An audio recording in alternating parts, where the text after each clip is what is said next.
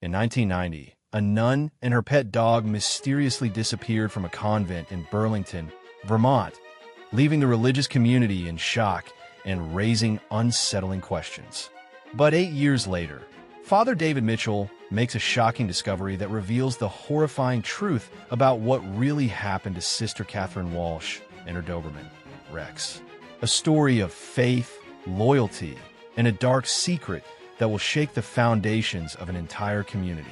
Morning light filtered through the centuries-old, stained glass windows of St. Francis of Assisi Church in Burlington, Vermont, creating a kaleidoscope of red, blue, and gold colors on the polished wooden pews that had witnessed decades of prayers and tears. Father David Mitchell, a 45-year-old man with prematurely graying hair and deep blue eyes that reflected years of dedicated service, stood at the ornate altar, his hands firmly holding the missal as his deep, solemn voice echoed through the stone walls. May the souls of the departed, through the infinite mercy of God our Lord, rest in eternal peace, he intoned, making the sign of the cross with deliberate and reverent movements, each gesture laden with decades of practice and unwavering faith. Amen. The congregation responded in unison, their voices uniting in a melancholic harmony that seemed to carry the weight of unresolved memories. Father David allowed his eyes to slowly scan the faces gathered in his church this special morning. Some young, but mostly comprised of older members of the community, many of whom were former members of the now-defunct St. Clara Convent that had been closed 5 years prior under circumstances that still haunted the town.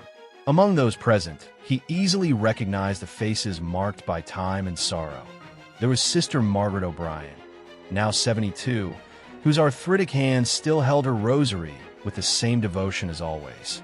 Mr. Patrick Donovan, the town's former baker who used to provide fresh bread for the convent every morning. Mrs. Eleanor Santos, who had been a teacher at the parish school and knew every orphan child who had passed through the convent's care, and dozens of other residents whose lives had been touched in one way or another by the tragedy that brought them together on this somber day. They had all gathered this October morning, exactly 8 years after that fateful day, to remember Sister Catherine Walsh and her faithful companion Rex, who had vanished without a trace on a seemingly normal morning in 1990.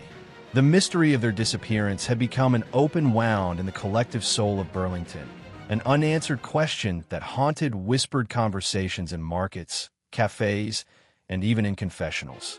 During those 8 years, wild theories had circulated through the town like dry leaves carried by the autumn wind.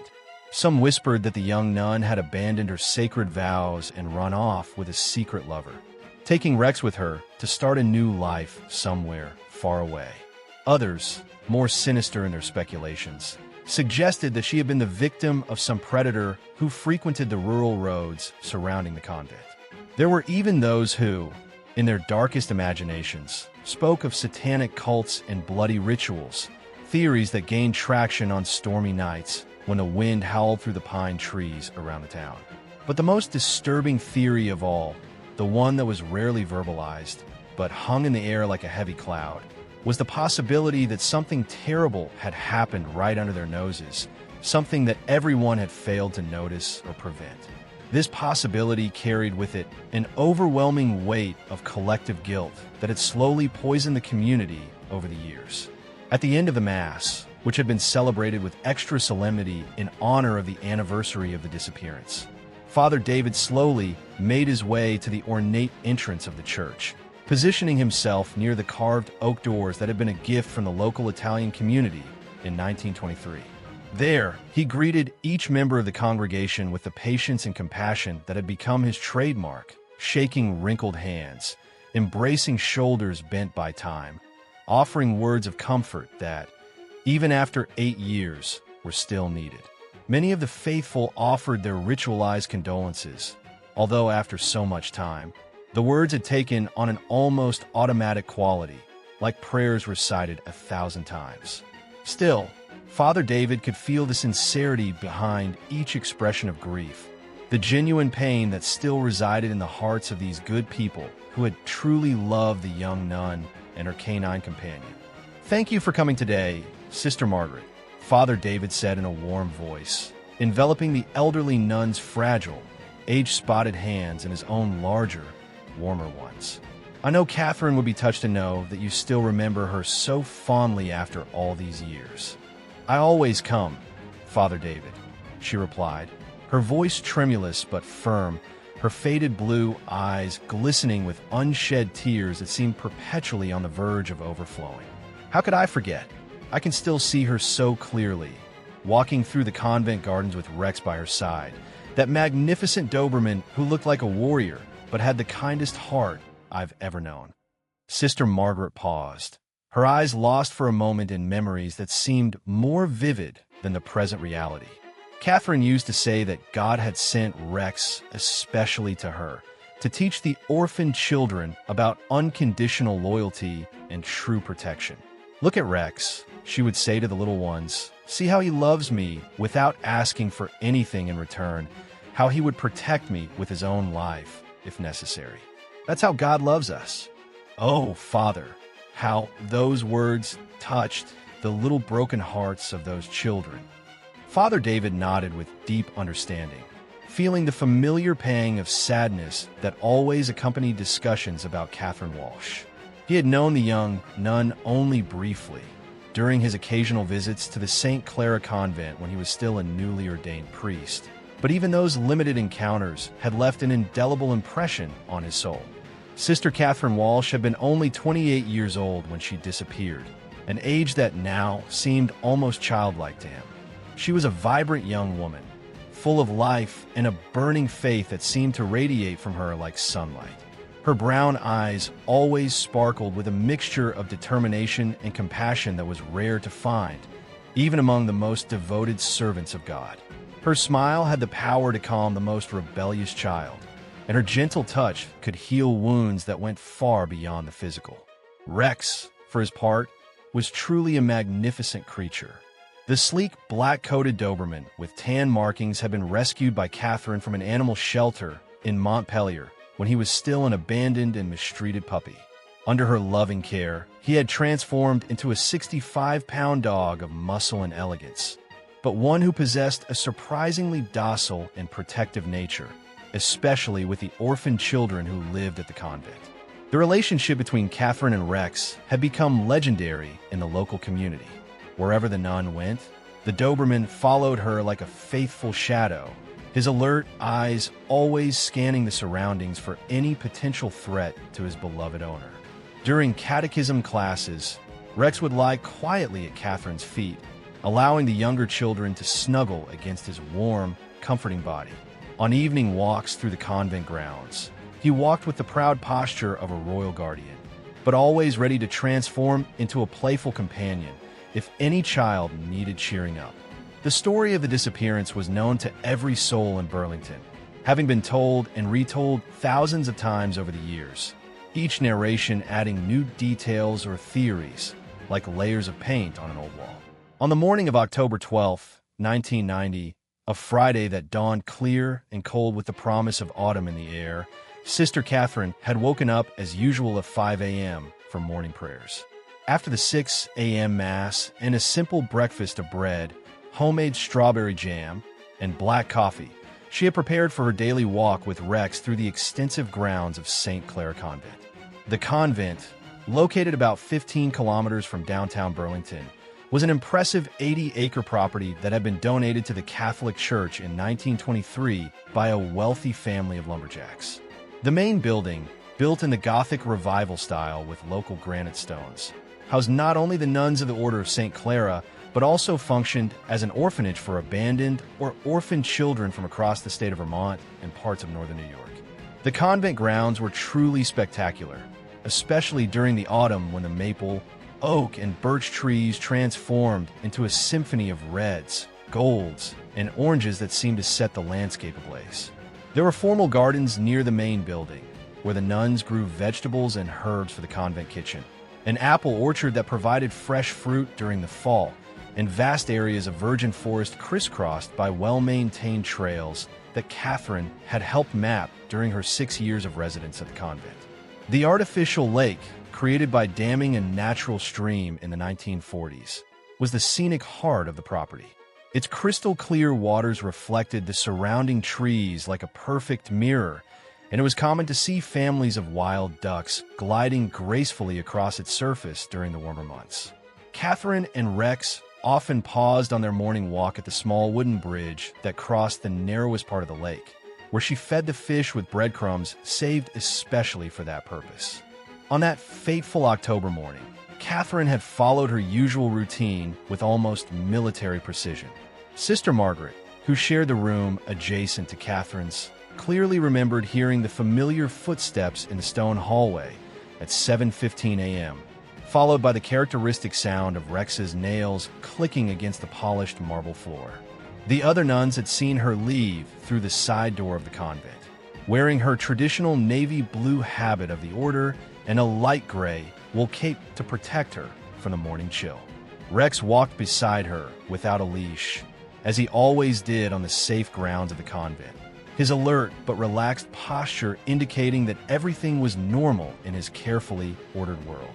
The last people to see them were sisters Josephine and Anne, who were working in the vegetable garden and waved cheerfully at the pair as they headed towards the forest trails.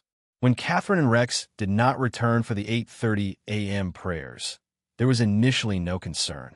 The young nun was known to sometimes extend her walks when she found something particularly interesting in nature, perhaps a rare bird's nest or a family of deer drinking at the lake. She also liked to stop to meditate in a small clearing that she had discovered the previous year, where rays of morning sunlight filtered through the treetops, creating an almost mystical environment that she described as God's private cathedral. But when 9:30 a.m. arrived and there was still no sign of them, an unease began to spread among the nuns. Sister Margaret was sent to walk the nearest trails, calling out the names of Catherine and Rex. But her call was answered only by the echo of her own voice reverberating among the silent trees. At 10 a.m., the Mother Superior, a practical and decisive woman named Sister Elizabeth, made the decision to organize a more systematic search. What the initial search revealed was more disturbing than reassuring. Approximately 400 meters from the convent, near the northern shore of the lake where the main trail split into 3 different paths, they found Rex's black leather collar lying on the ground as if it had been removed in a hurry. The collar was not broken or torn. It had been clearly unbuckled and deliberately abandoned. Even stranger, there were no clear footprints in the rocky soil of the trail, no signs of a struggle, no evidence that anything violent had occurred at that location. It was as if Catherine and Rex had simply evaporated into the morning air, leaving behind only that single item as a cruel enigma to torment those who loved them. The discovery of the collar transformed concern into genuine panic. Sister Elizabeth immediately called the Burlington Police Department, and within hours, the convent grounds were teeming with uniformed officers, plainclothes detectives, and dozens of volunteers from the local community who had left their jobs and responsibilities to help search for one of the most beloved people in the area. Detective Robert Hayes, then a seasoned 37-year-old investigator with 15 years of police service, took command of the search operation. Hayes was known for his meticulous methodology and his refusal to accept simple explanations for complex crimes. He organized the search teams into coordinated groups, each responsible for scouring a specific section of the convent grounds with the precision of a military operation. For 3 intense days, more than 200 volunteers combed every inch of the convent's 80-acre property. They scoured the dense forest with fishing rods, dug through piles of fallen leaves, dragged the lake with fishing nets, and even explored a small natural cave that had been discovered on the eastern slope of the property. Specialized tracking dogs were brought in from Boston and spent hours following trails that invariably led to frustrating dead ends. The media coverage was intense and national.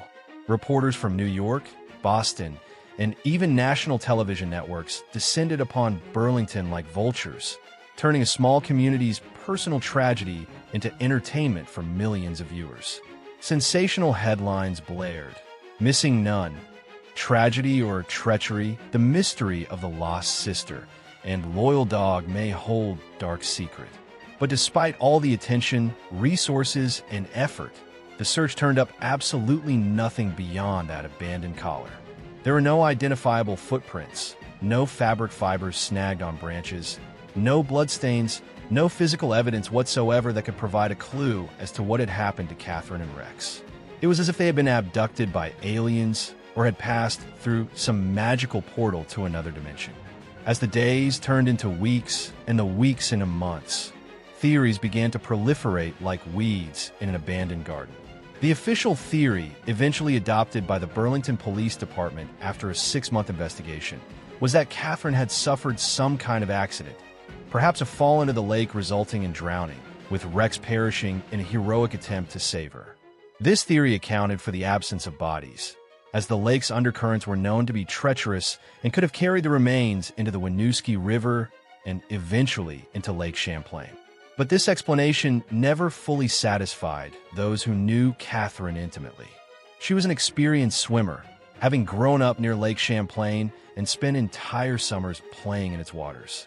Furthermore, Rex was a natural swimmer, as most Dobermans are, and would have been more likely to save Catherine from drowning than to have both of them perish together.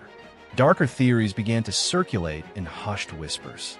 Some speculated that Catherine had been the victim of a violent crime committed by a stranger, perhaps a drifter or someone with mental instability who had wandered onto the convent grounds. This theory gained credence due to the convent's relative isolation and the fact that it was well known in the area that young, beautiful nuns lived there with minimal protection. Other theories, more controversial and painful for the religious community, suggested that Catherine had abandoned her vows and run off with a secret lover, taking Rex with her.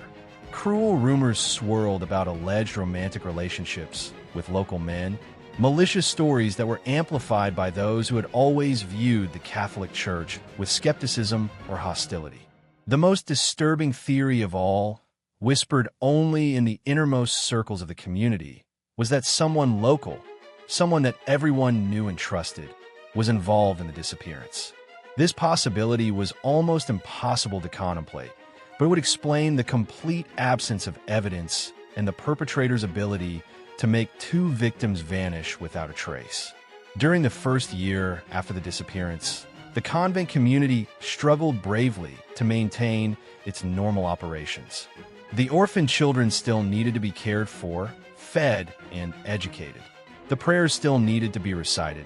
The garden still needed to be maintained, and life had to go on despite the void left by Catherine and Rex's absence. But the psychological trauma proved too devastating to overcome. The other nuns reported constant nightmares, episodes of crippling anxiety during walks on the grounds, and a constant feeling of being watched by unseen eyes hidden among the trees. The orphaned children, who had lost not only a loving mother figure, but also their faithful canine protector, exhibited signs of severe depression and post-traumatic stress disorder.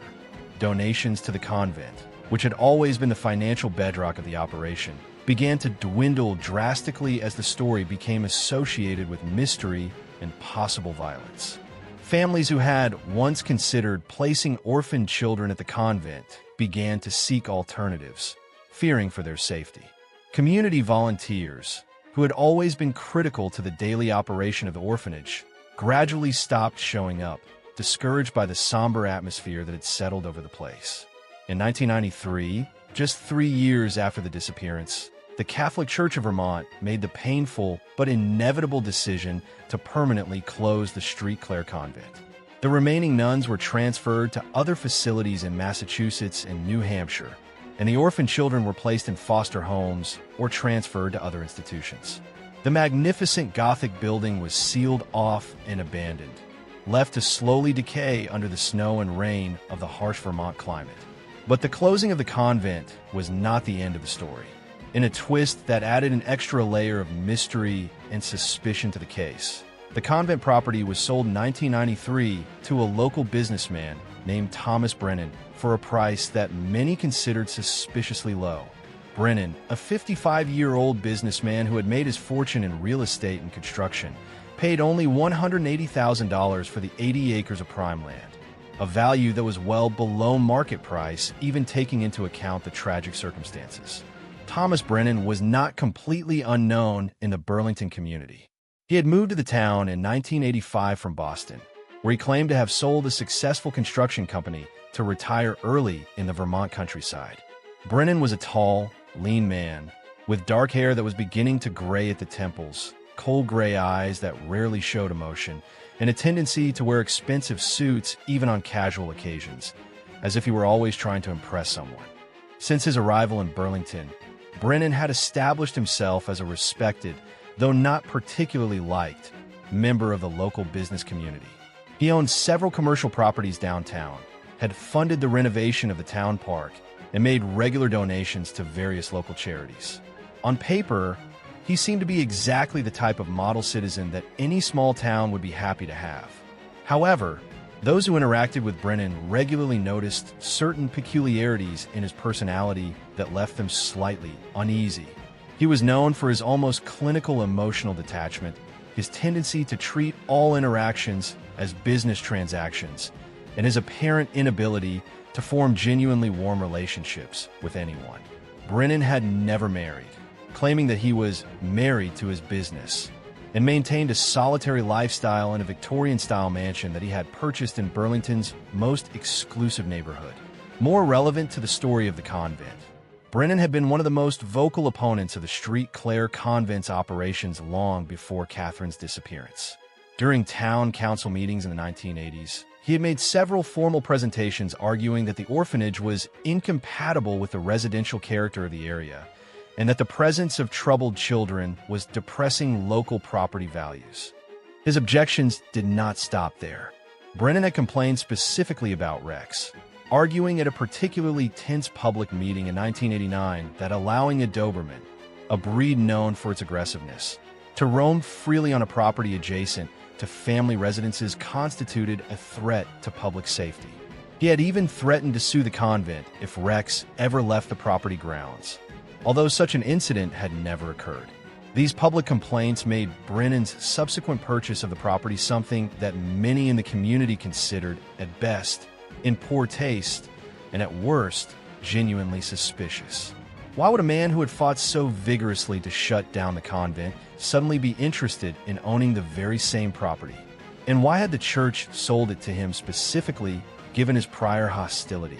When questioned about his motivations by local reporters at the time of the purchase, Brennan had offered explanations that sounded reasonable on the surface, but left many questions unanswered.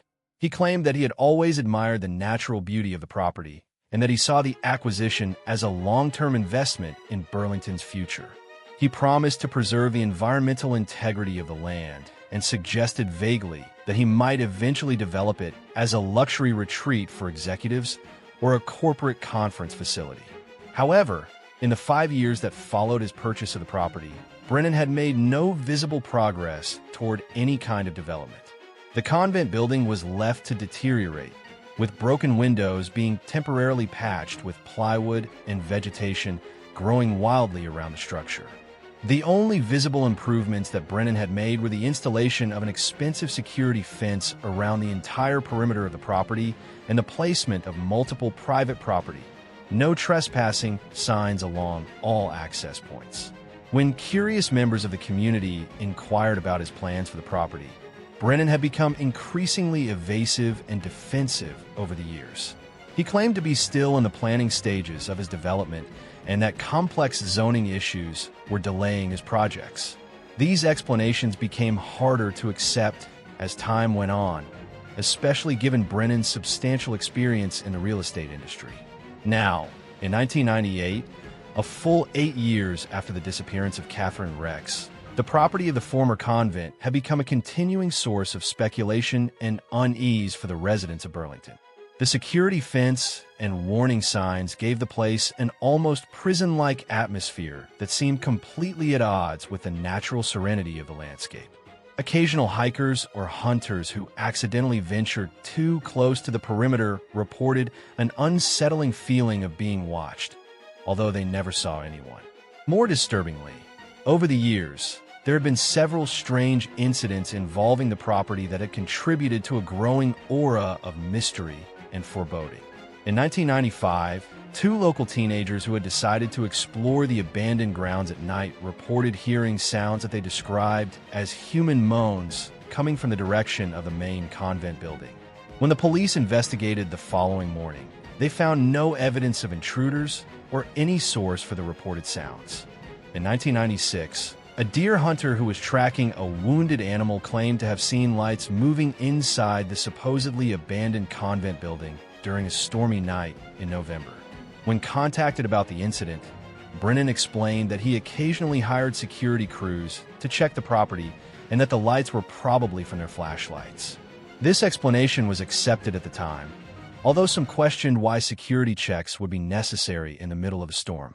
The most disturbing incident had occurred just 6 months ago, in the spring of 1998.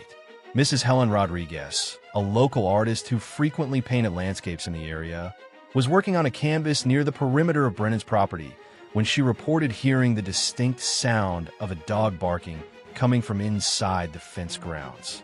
The bark, as she described it, was deep and powerful, consistent with a large breed dog like a Doberman.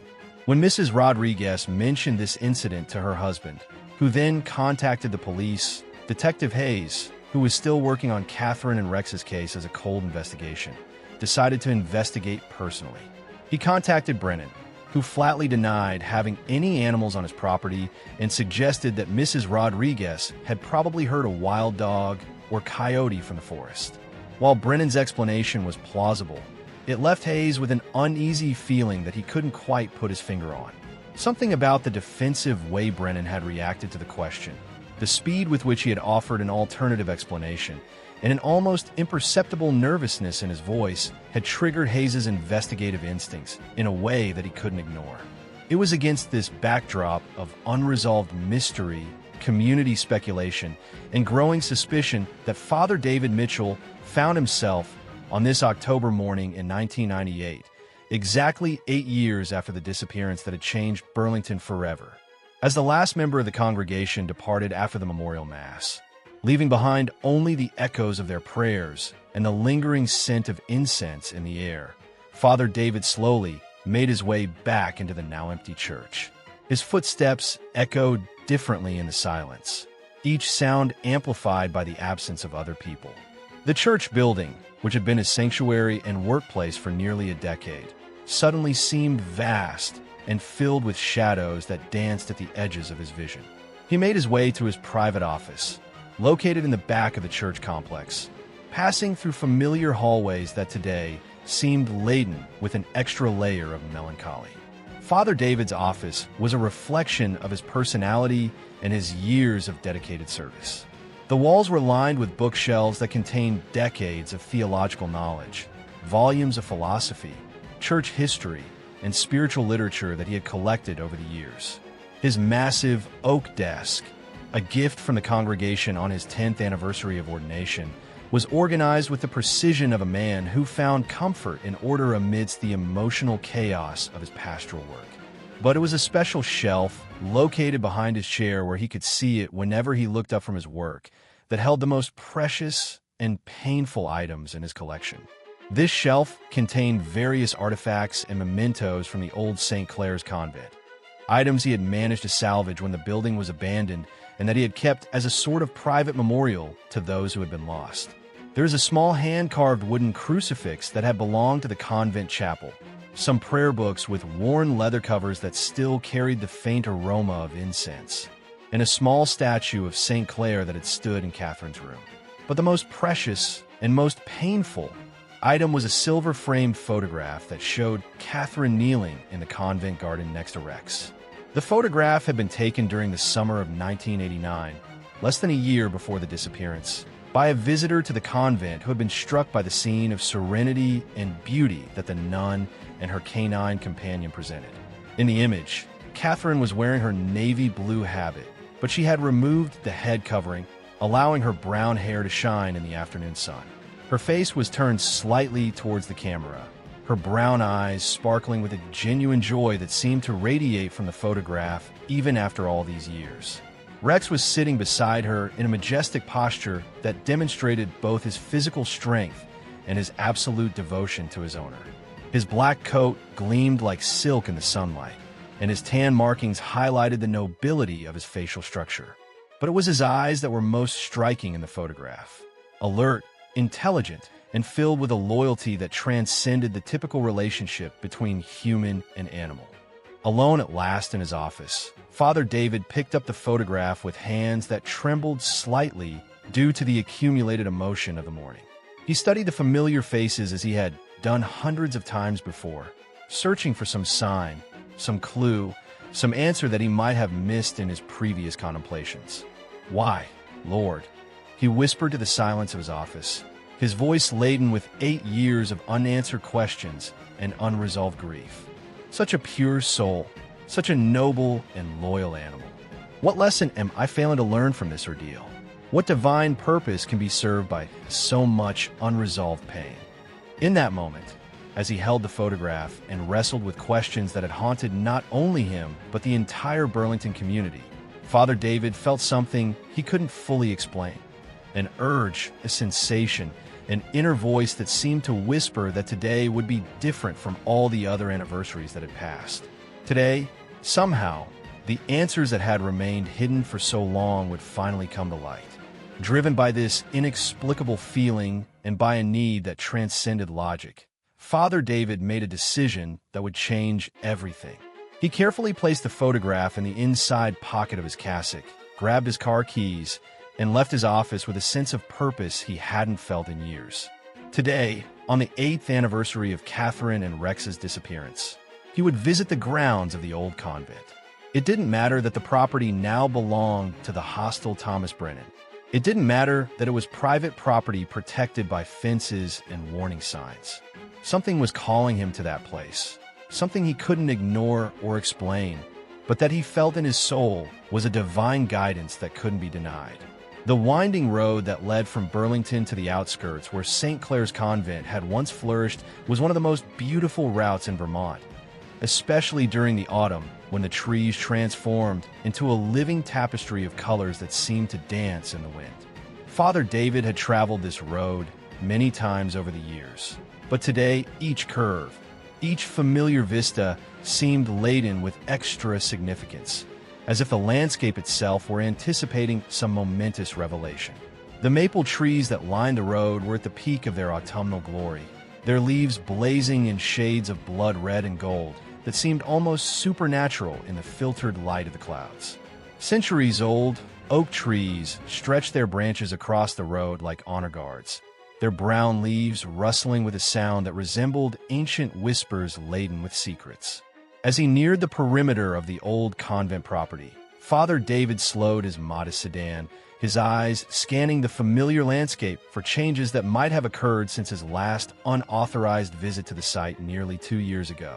The security fence that Brennan had installed was still there, its black metal posts standing out against the natural beauty like scars on a pretty face. The private property, no trespassing signs seemed to have multiplied over the years, now appearing at intervals of only a few feet along the entire visible perimeter. Some were official, with formal legal language, but others were more personal and threatening, warning of severe legal consequences and prosecution for trespass for anyone who dared to enter without permission. When he reached what had been the main entrance to the convent, Father David pulled his car to the side of the road and sat for several minutes, just staring through the wrought iron gates that were now locked with a heavy chain and a padlock that looked sturdy enough for a bank. Through the bars, he could see the long gravel driveway that had led to the main convent building, now overgrown with weeds and partially blocked by fallen branches that no one had bothered to remove. The convent building itself was only partially visible through the trees, but what Father David could see confirmed the reports of deterioration he had heard over the years. Several windows were broken and covered with plywood that had faded and warped with exposure to the elements. Part of the slate roof appeared to be missing tiles, and ivy had begun to climb the stone walls in a way that suggested utter abandonment rather than rustic charm. But it was when he focused on the area where the formal convent garden had been that Father David noticed something that made his heart race and his hands grip the steering wheel tightly. Through a gap in the trees, he could see a section of the old grounds where the vegetation was growing distinctly differently from the rest of the landscape. There was an area roughly rectangular, perhaps 10 by 20 feet, where the grass and wildflowers grew with a lushness and density that contrasted sharply with the sparser growth of the surrounding vegetation. The plants in this area were a darker, richer green, as if the soil beneath was extraordinarily fertile, and they grew in patterns that seemed almost geometric in their precision. To a casual observer, this difference in vegetation might have gone unnoticed or been attributed to natural variations in soil composition or drainage. But Father David, who had spent years visiting cemeteries and had observed the characteristic patterns of growth that occurred over old graves, recognized immediately what he was seeing.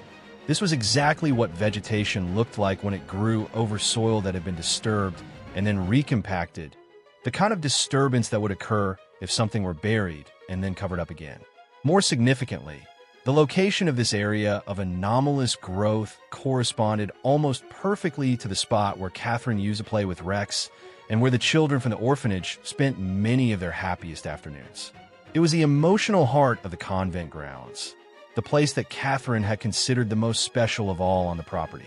Father David felt a surge of adrenaline course through his body as the implications of what he was seeing began to take shape in his mind.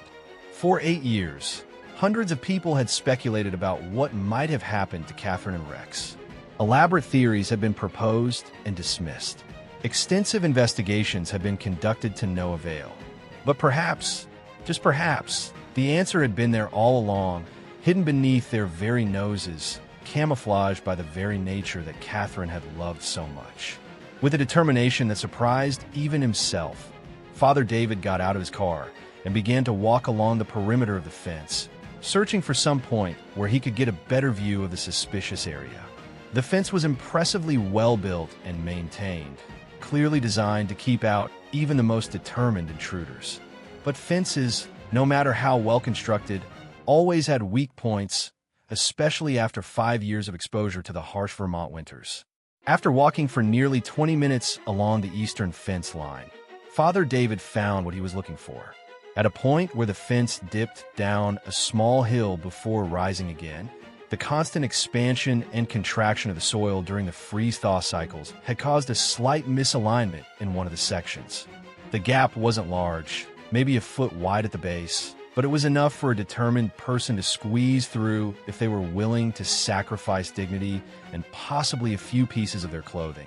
Father David looked around carefully, checking to see if there was anyone nearby who might witness his impending violation of private property. The road was completely deserted, as it almost always was in this rural area during weekdays. The loudest sound was the rustling of leaves and the occasional call of a bird in the distance. With a final check of his conscience and a silent prayer asking forgiveness for his actions, Father David crouched down and began to squeeze through the opening in the fence. The metal snagged on his cassock and tore a few threads, leaving evidence of his passage that he hoped would not be noticed until it was too late to matter. Once inside the property grounds, Father David found himself in territory that was simultaneously familiar and utterly alien. These are the same paths he had walked as a young priest visiting the convent, the same gardens where he had watched Catherine play with the orphan children, the same trees that had provided shade for countless prayers and meditations over the years. But now, after 5 years of abandonment and neglect, the property had taken on an almost ghostly quality that made each step feel like an intrusion into a realm of the dead. The carefully manicured paths that had once been the pride of the convent were now choked with overgrown vegetation. Wild rose bushes had grown into thorny tangles that blocked passages that had once been clear. Fallen trees created obstacles that forced constant detours around their rotting masses. More disturbing still was the silence. During the convent's operating days, these grounds had been filled with life. The voices of children playing, the calls of nuns coordinating activities, the occasional barks of Rex announcing visitors, or simply expressing joy at being alive. Now, the silence was so complete that it seemed to have physical substance, pressing against Father David's ears like dense cotton. Moving with the care of someone who knew he was breaking the law, but was convinced of the moral rectitude of his actions, Father David navigated through the difficult terrain towards the area where he had noticed the anomalous plant growth. The trek that would have taken only a few minutes in the convent's glory days now required nearly 20 minutes of careful hiking through natural obstacles and overgrown vegetation. When he finally reached the area in question, Father David found himself standing at the edge of what had been the formal convent garden, staring at a scene that confirmed his darkest suspicions and simultaneously sent chills of pure terror through his spine. The difference in vegetation was even more dramatic when viewed up close. The suspicious area was sharply defined, its edges almost perfectly rectangular in a way that nature rarely produces on its own. But there was more evidence than just plant growth patterns. Scattered among the lush vegetation, Father David could see small fragments that glinted faintly in the filtered light. Kneeling down carefully, he parted the dense grass and discovered what appeared to be small pieces of navy blue fabric, exactly the color of the habits worn by the nuns of St. Clare's. His heart leaped as he found more evidence. A small wooden button of the type used on the convent's clothing, a fragment of what appeared to be black leather that could have come from a dog collar, and most disturbingly, something that looked like a small piece of engraved metal that could have come from a pet identification tag. With hands that trembled as much from excitement as from horror, Father David began to carefully remove layers of vegetation and loose soil from the area. He didn't have to dig very deep before his fingers touched something that made his blood run cold, the unmistakable texture of bone. "My God Almighty," he whispered, recoiling instinctively before forcing himself to look more closely at what he had uncovered. There, just inches beneath the surface, partially exposed by his careful excavation, were the unmistakable remains of a human skeleton and, adjacent to it, the larger bones of what had clearly been a large breed dog. The remains were in a state of preservation that suggested they had been buried for many years. These weren't just scattered bones that could have resulted from accidental or natural deaths. They were arranged in a way that clearly indicated deliberate burial. The human skeleton was lying on its back with its arms crossed over its chest, a position that spoke of care and perhaps even reverence on the part of whoever had buried them. The dog skeleton was positioned next to the human, as if placed there to continue its eternal vigil over its beloved owner. This discovery struck Father David with an emotional force that left him momentarily breathless. Even in death, Rex had been positioned to protect Catherine, a final act of devotion that transcended life. But it was what he found intertwined between the bones of the human skeleton's hands that provided the final confirmation that these were indeed the people he had hoped to find for 8 years. Still partially preserved, though stained by earth and time, was a small rosary of carved wood, exactly like those given to each nun when she took her final vows in the Order of St. Clare. Father David recognized the rosary immediately. He had seen Catherine hold it during her evening prayers during his visits to the convent. The unique pattern of carvings in the wood, made by a local artisan who had supplied rosaries to the convent for decades, was as distinctive as a fingerprint. There was no longer any doubt. Catherine Walsh and Rex had been found, but the discovery of their remains raised even darker questions than their disappearance had. How had they died? Who had buried them on the convent grounds? And why had their bodies remained hidden for all these years while their community grieved in the uncertainty of not knowing? With hands now shaking violently from both emotional shock and adrenaline, Father David reached for his cell phone. A recent acquisition he had resisted for years, but finally accepted under pressure from his congregation concerned for his safety. His fingers fumbled to dial 911 as his mind raced to process the implications of what he had uncovered. 911, what's your emergency? Came the calm, professional voice of the dispatcher. My name is Father David Mitchell, he said, struggling to keep his voice steady as words tumbled over each other in his mind. I'm on the grounds of the old St. Clare's Convent in Burlington, Vermont. I've just discovered human remains that I believe to be those of Sister Catherine Walsh and her dog Rex, who disappeared in October of 1990. There was a brief silence on the other end of the line as the dispatcher processed the implications of the call. The case of Catherine Walsh and Rex was still remembered by everyone in area emergency services as one of the most frustrating and well-publicized mysteries in recent Vermont history. Sir, can you confirm your exact location? the dispatcher asked, her voice now laced with the urgency the situation demanded.